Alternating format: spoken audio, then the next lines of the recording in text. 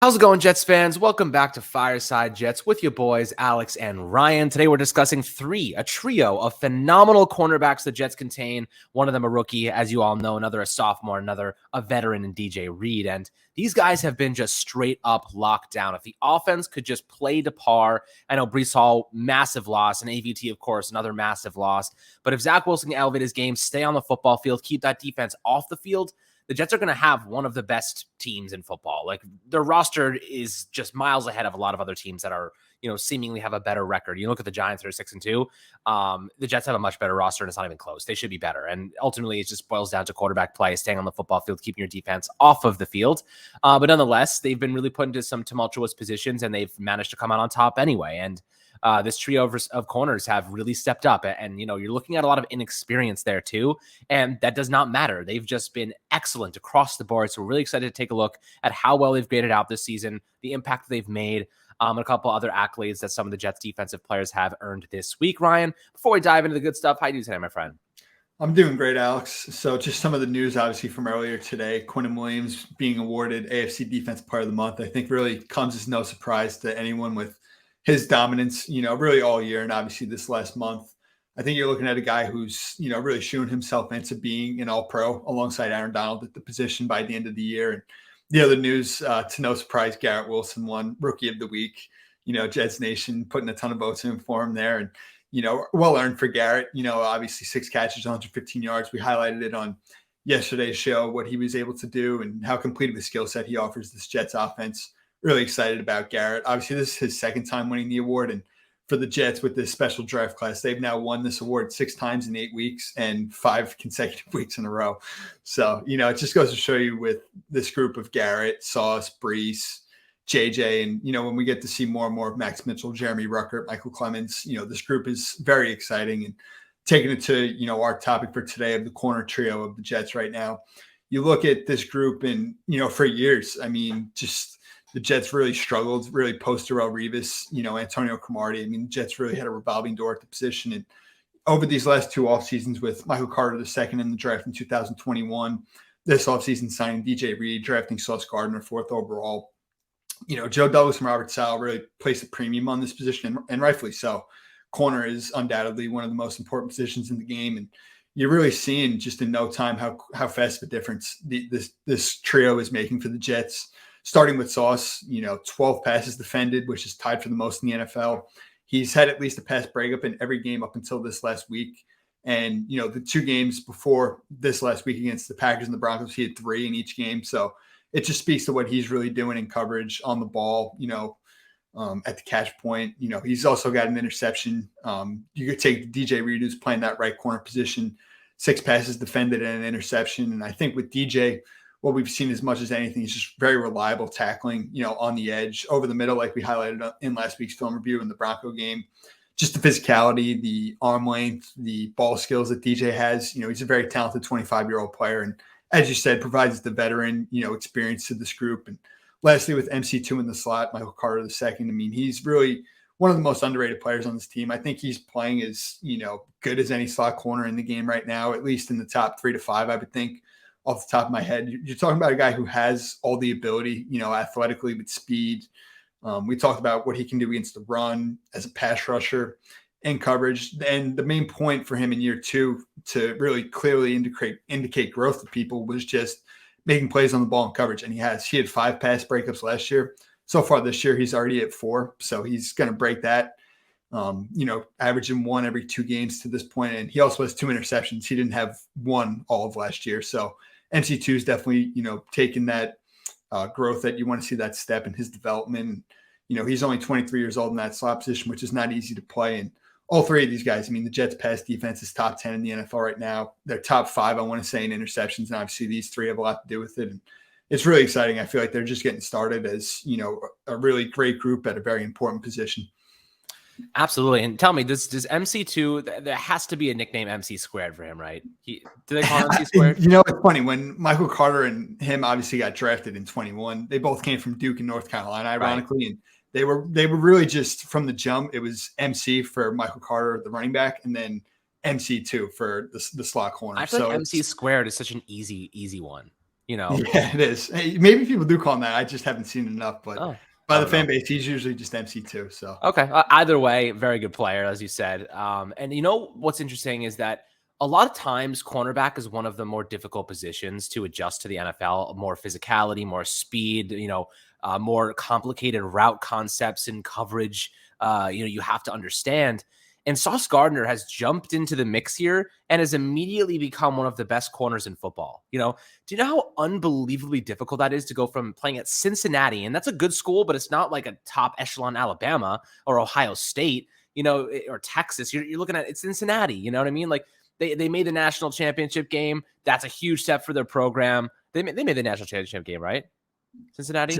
no, they lost to. They He lost went up in the against semis? Jameson Williams in that game against Alabama, and they lost. In the semis. Yes. Okay, right. So they made it to the semis. That's still massive, massive accomplishment for the Cincinnati program. And obviously Sauce Gardner plays a big part in that. But to translate, we thought that he would be good, but he would have some trouble holding a little bit, sometimes getting blown by.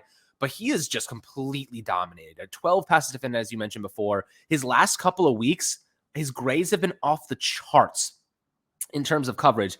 I don't think I've ever seen this in my life. Against New England, over 77 snaps, the kid gave up -4 yards. He actually gave up less yards.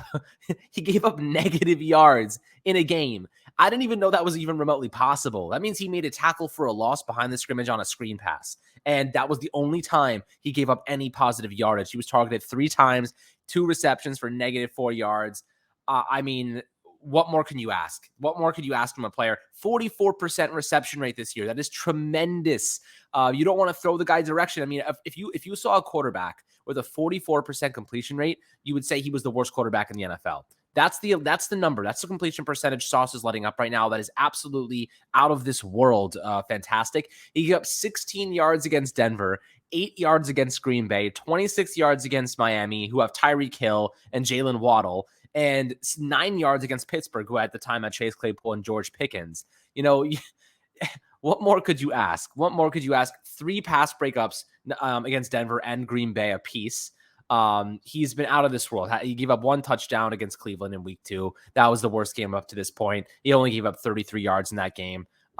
This is a player who is quickly, if you're a Jets fan, you remember Revis Island, it's quickly becoming Sauce Island. You know what I mean? You're seeing there has to be a better name for Sauce. Like, I don't know, maybe hot sauce or something. I don't know, some sort of thing that you could come up with that would just indicate how just unbelievable he's performed.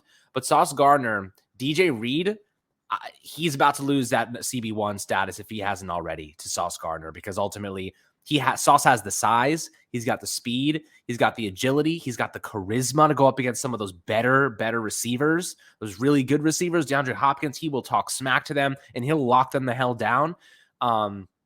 At some point, they're going to elevate him to that status and have DJ Reed just cover the smaller receivers or maybe the CB2s, because Sauce is the future of this team. They have 5 years of this kid, and he's already elite. So, just looking at him specifically, do you think there's a point in the season where the Jets say, you know what, let's elevate him to CB1 and then, kick DJ Reed to CB2, or maybe they're just playing the matchups at this point?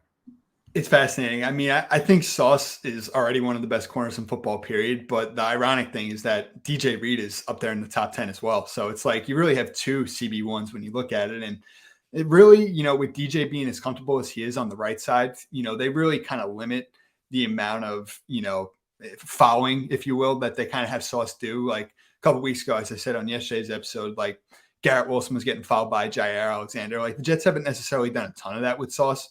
He's kind of just been designated to that left side for the most part. And, I think as much as anything, what you love with him, and you hear Joe Douglas and Robert Saleh and these people speak on it, just his presence, like he has a genuine authenticity about him. And there is something to be said about, like you said, the fact that he was able to turn around Cincinnati like he did and win as many games as he did there, and what he's already bringing to the Jets. I think it's just a ton of, just a CEO presence, the organization that's needed. And, he's obviously gifted physically, just with the height, the length, the physicality that aggressiveness that he plays with, athleticism. I mean, the quickness that he has at his size is obviously generational. He's got 4.4 speed. And I think, he's going to be one of, if not the best, at the position really for years to come. 100%. Yeah. This kid is a stud, an absolute freaking animal. And I guess you're right in the sense that, like, there's no reason to fix what's not broken. You know what I mean? Keep him on the left side. Keep him kicking ass. You don't have to mix it up right now. The Jets secondary is keeping them in football games along with their pass rush. So, the equation's working. The system is working. No need to mess that up. And then, to point out something you mentioned before, MC squared over here. I'm going to start calling him that. Trying to get that as his regular name. But, MC squared, 4 pass defended, 2 interceptions.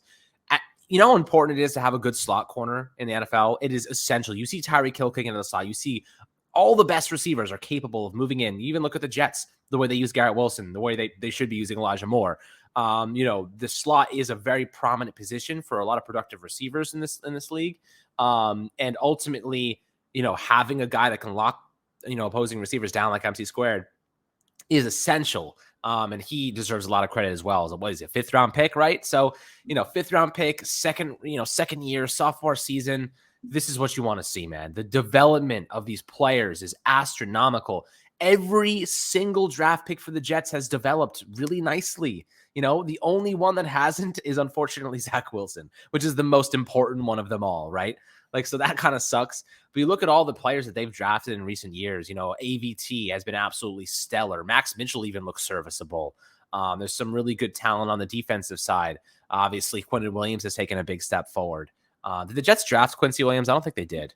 No, they got him as a waiver claim with they obviously got John Franklin Myers, Braxton Berrios, and then 2 years later they got Quincy. The first year that Saleh was with the Jets. Okay. So look, they've even developed some of those guys that came along with Robert Saleh. They've really developed them. The defenders have really taken big steps forward here. Robert Saleh, and Greg Ulrich have really done just a tremendous job building this defense up. You know what I mean? This is a very, very good unit. Now, honestly, I only expect them to keep getting better. I'm curious to who they extend. I'm curious to the contract Quinnen gets. I'm curious to, what CJ Mosley's future looks like. But that secondary is locked the hell down. So that's obviously a good sign. But guys, I'd love to hear your perspective on this core trio of cornerbacks and how well they've performed and how you would look at them as, one of the better units in football right now. And the future that they kind of are staring at is just filled with success. So I'd love to hear perspectives, opinions, and narratives below. As always, in the comments section, make sure to like and subscribe. Enjoy the rest of your day. And we'll catch you guys on the next Fireside Jets episode.